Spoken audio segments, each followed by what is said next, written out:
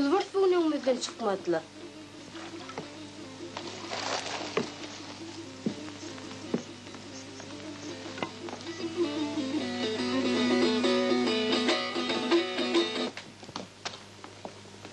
Ha, yolvar.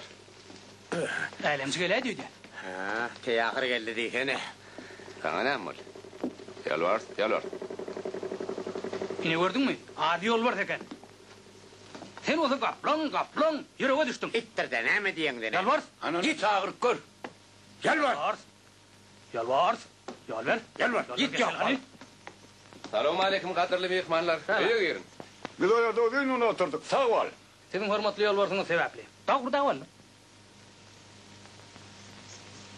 Ayıptanız da o tarafa ne ehil geçip olur kana?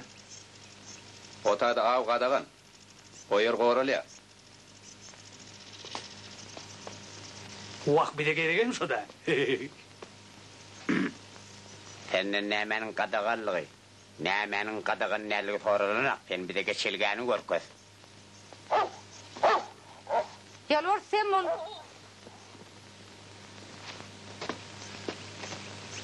Neme, on kim düğün tanağın okmay. Acık kıy ağrık mağaninin müdürari. Kimileni ister sen William'ın. Doğru var. Yeri bol ya da.